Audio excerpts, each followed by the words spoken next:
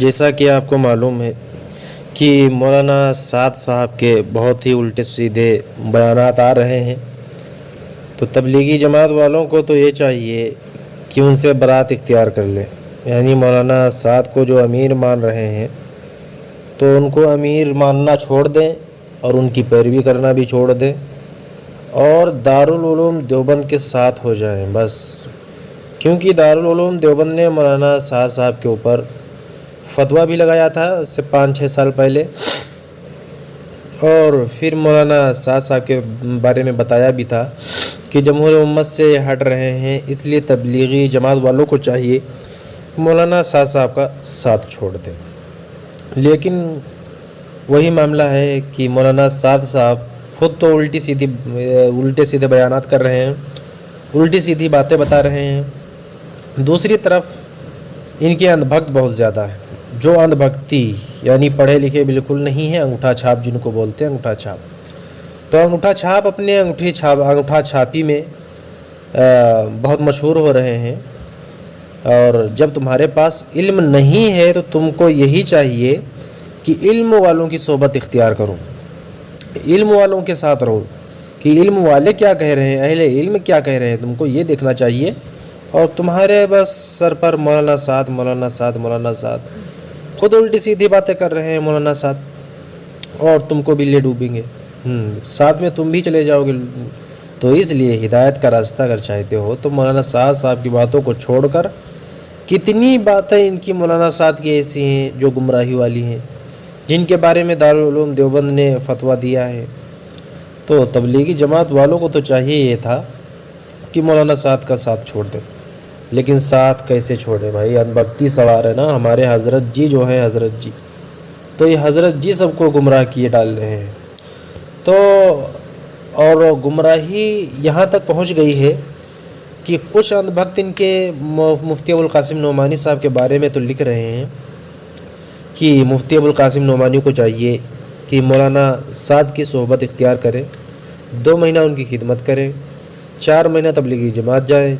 تب مفتی ابوالقاسم نعمانی کو ہدایت ملے گی۔ سوچنے کا مقام ہے کہ ایک اتنے بڑے مفتی پر یہ الزام لگایا جا رہا ہے کہ جب 4 مہینہ جماعت جائیں گے تب ہدایت ملے گی، کتنی افسوس کی بات ہے، مطلب امت کہاں پہنچ گئی ہے، تبلیغی جماعت والے کس گمراہی کے دہانے پہ کھڑے ہیں، افسوس ہوتا ہے اس طرح کی باتوں کو سن کے۔ لیکن اندھ بھکتی کا بھوت جو ہے حضرت جی والا، تو بس یہی سب کو مارے ڈال رہا ہے، تو اس لیے چاہیے تو یہی تھا کہ مولانا سعد کی اندھ بھکتی چھوڑ کر اہل علم کی صحبت اختیار کریں، کیا صحیح ہے کیا غلط ہے۔ لوگ اس طرح کی باتیں کرتے رہتے ہیں کہ بھئی اس طرح کی باتیں سوشل میڈیا پر نہ کہی جائیں، یا اس طرح کی باتیں عوام میں نہ پھیلائی جائیں، تو بھائی ایسا ہے مولانا سعد نے جو باتیں کہی ہیں وہ سوشل میڈیا پر ہیں، اور جن کے سامنے وہ باتیں کہی ہیں وہ عوام ہے، تو عوام کو جب غلط فہمی میں مبتلا کیا گیا اور عوام کو گمراہی کا راستہ بتایا گیا، تو ظاہر سی بات ہے ہم اپنی بات بھی سوشل میڈیا پر رکھیں گے اور عوام کے سامنے رکھیں گے، تاکہ عوام صحیح اور غلط میں فرق کر سکے، کیا صحیح ہے کیا غلط ہے۔ ورنہ کچھ لوگ یہ کہہ دیں گے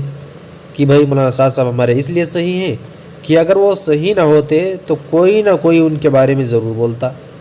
تو یہ چیز ہے، تو اسی کے پیش نظر ہم بول رہے ہیں کہ بھائی مولانا سعد صاحب جو ہیں تو ان کے اوپر دارالعلوم دیوبند کا فتویٰ بھی آیا تھا،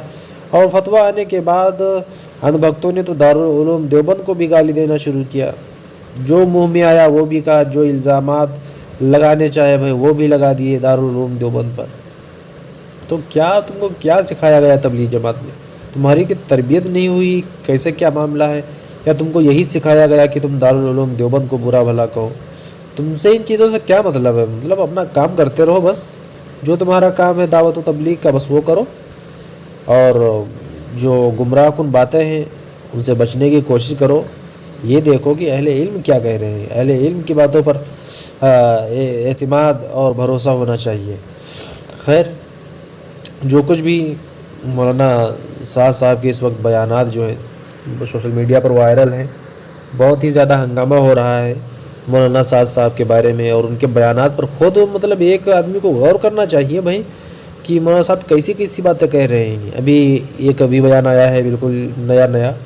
جس میں مولانا صاحب کہہ رہے ہیں کہ ہمارا ایمان فرشتوں سے افضل ہے، یہ ہے وہ ہے۔ تو اب یہ خود لیکن تبلیغ میں اندھ بھکتی زیادہ ہے، کام کم ہے، اندھ بھکتی زیادہ ہے،